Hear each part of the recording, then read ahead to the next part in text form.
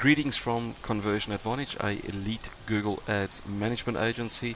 I'm going to discuss with you how you can scale your e-commerce business with Google Ads. So let's get stuck into it. So just to quickly get off, we got a couple of case studies. Here's Le Coq Sportif. We helped increase the e-commerce sales by 47%. We've got agreements aligned with Sales Digital Products. We helped them increase their sales by 97%. We've got Adam Hudson, the famous Aussie entrepreneur. We've helped him scale his online portable toilets from $18,000 a month to $110,000. And yeah, we've got Martin Soda, a soda maker, young Aussie outfit team that are very dynamic from the Sunshine Coast. Two business partners, Troy and Cole, which are fantastic. Helped them increase their sales by 300%. And then Smelly Balls, also we've helped them increase. They do car air freshener sales, and we've helped them increase by 273%. The e-commerce sales. So this has been the bedrock of what I'm going to show you today on what the strategy is and how we've done that. But the key thing is that for us, again, as a digital agency for the last 10 years, after 10 years we realized that 80% of our sales came from Google Ads and having good websites. So we then decided to specialize only in these two factors to give our clients the best possible chance to actually succeed and build great businesses.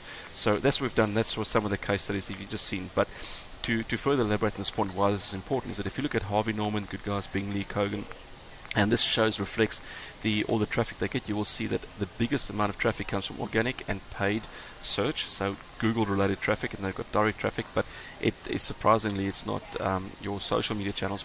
And the reason for that is that a lot of the big brands know that Google traffic brings buyers, and they zero in their whole strategy to actually get as much SEO and Google Ads traffic.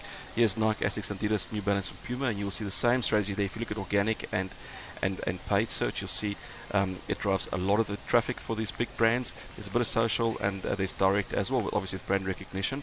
But we can see the same trend if we go to the iconic David Jones, Foot Locker, JD Sports.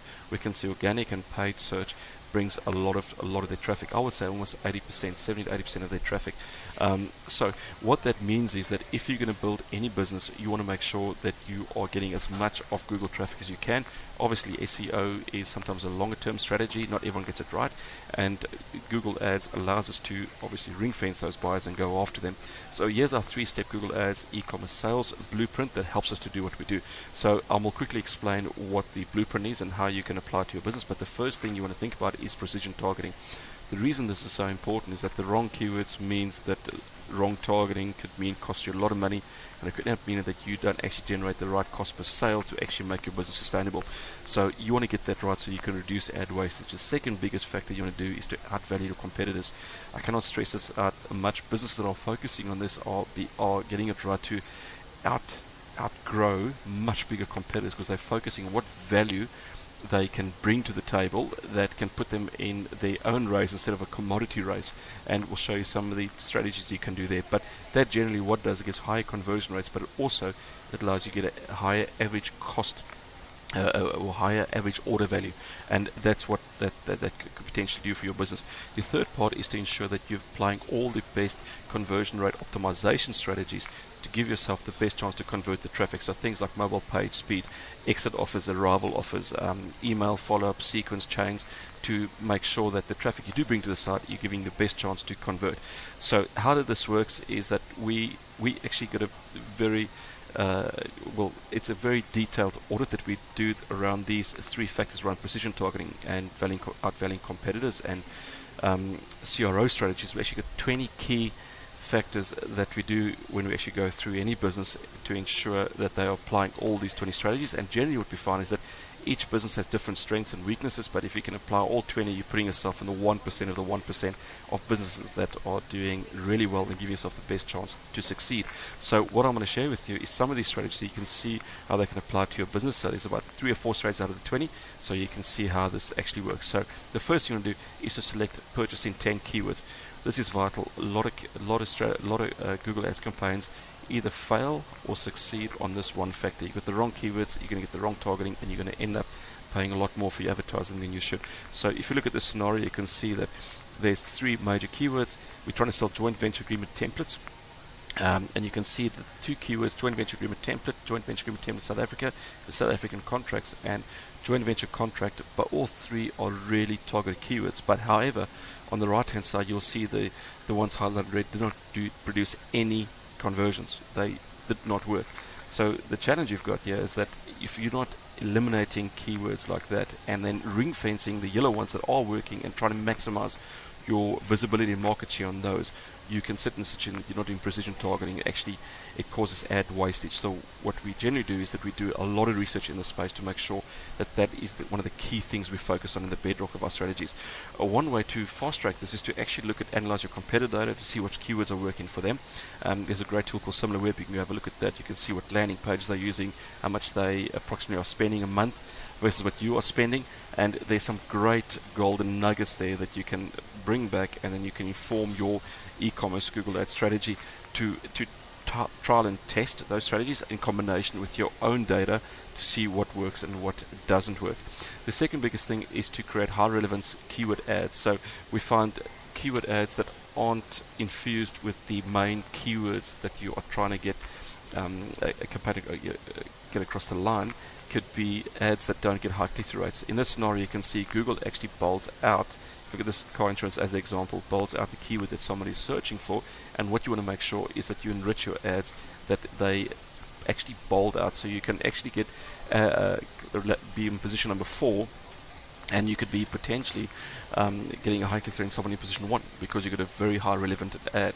So in this scenario, you can see on the right hand side here that this is a client of ours going for all-terrain wheelchair, and you look at the right hand side, you can see they do mobility scooters, and we can see how the blue reflects the targeted keyword to make sure that we've enriched our ads with the purchase intent keyword to give ourselves the best chance to get that click across the line. The next thing I want to talk about is once you've done the right keyword strategy and then you get some great ads running which are very high relevant, you want to make sure that you choose the right campaign type. So if you look at this, if you look at for the word car insurance, you'll see it costs a lot more to go for car insurance being number 1 than it is for number 4.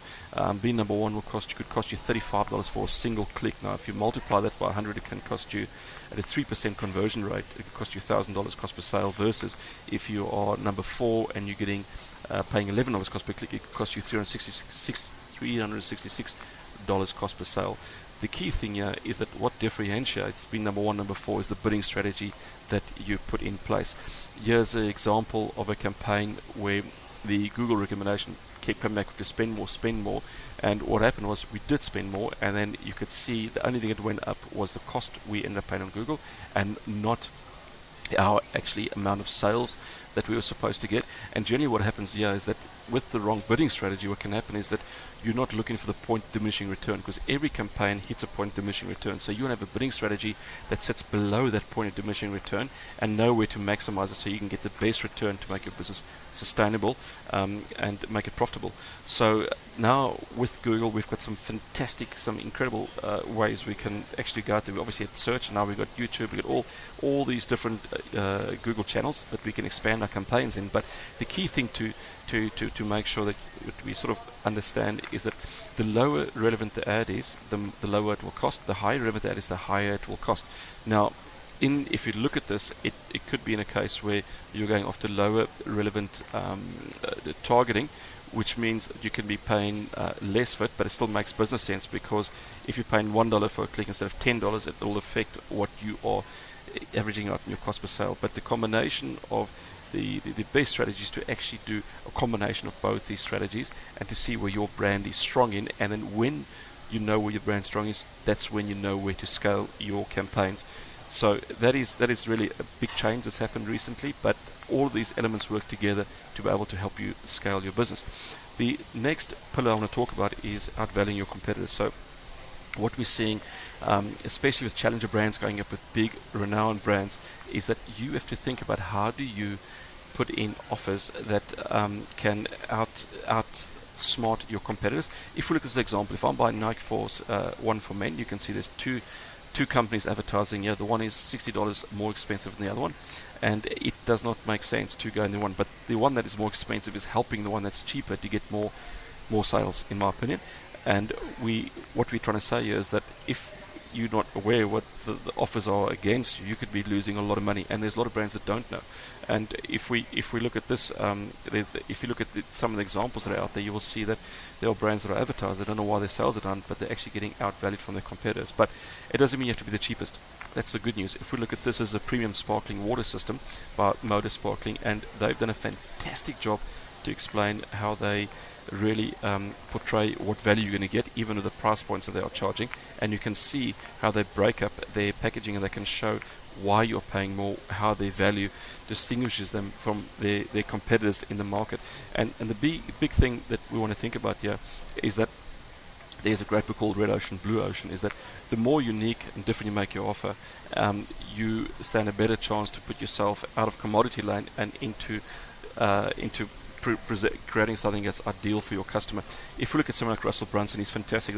And the example we've got here is that he creates he's been doing it for years, where he creates incredible value where it's a no-brainer to sign up. And that is the latest thinking, how challenger brands are reinventing how they position their products versus their much bigger competitor brands, and they're actually getting a lot more sales. And it doesn't mean that it's always have to be price driven. It could be a combination of how you explain your value and what makes you different.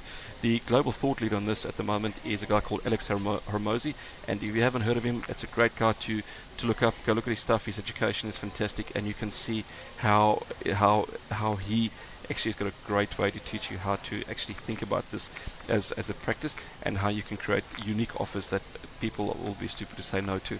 So that is the second pillar. The third pillar is to create a high converting website experience. There are a number of factors that we actually look at to be able to do this, but one of the key factors you can go away is to go and look at optimize your mobile page speed. So the key thing here is that I'm using this as an example. I wrote this example yesterday, and you look, there's literally two brands. They're going up for the same shoe. They got the same price, $219 and $220, almost $1 difference, or actually 1 cent difference. And you will see they both don't have great mobile page speed, but the one on the left-hand side's page speed on desktop and mobile is significantly lower than the one on the right-hand side. And the problem there is that if people don't get to where they want to be as quick as they should, they will go to competitors. So, and this is not a difficult fix, because you can go on Fiverr, or you can go on to a lot of these freelancer environments, and you can actually get your page speed right up there, above 80 out of 100. And suddenly it not only will just help your ads, but also help your SEO. So those are one of the factors. But you also want to look at things like exit offers, arrival offers, email chains for drop-off on keyword ads, because all those work as a combination to give you the best chance to scale your business. So if this has sparked any interest and you would like to chat about how you could potentially scale your business, please go ahead and book a 15-minute discovery call. We'd love to meet you, chat about your business. We generally, what we do is we help our business, our clients create a custom strategy based on all the background of all the business we've worked on, and then we help them scale their business. Who are we? We actually are a lead Google Ads management agency, and we've helped many businesses scale just like yours. We've had challenger brand e-commerce brands, and we've worked with some really big e-commerce brands. We've worked with Adidas, we've worked with Le Coq Sportif, a number of different brands, but we also had a lot of challenger brands that have come in the space and disrupted their competitors in their industries. So we've got 12 years experience, we've got a lot of advanced specialists, we've got a lot of leading companies, we've got a lot of case studies, we've got a proven framework, and we are Aussie based. So just as a final start, we've also worked with a lot of car brands as well. Even it's might not be 100% related to the e-commerce, but what we have done is that we've got a great mixture on Google Ads between e-commerce and lead gen, and even in the insurance category. But the combination of all these brands we've worked off has helped us to create this framework of ours, which helps businesses scale. So last invite, if you would like to chat a bit about your business, the invite is there. Please, by all means, go book a discovery call with us. We'd love to meet with you. And then if you know of somebody that could potentially benefit for this, that would like to scale their business with Google Ads, and please go ahead and share the case study. Otherwise, we look forward to meeting you in person. Take care. All the best. Cheers. Bye.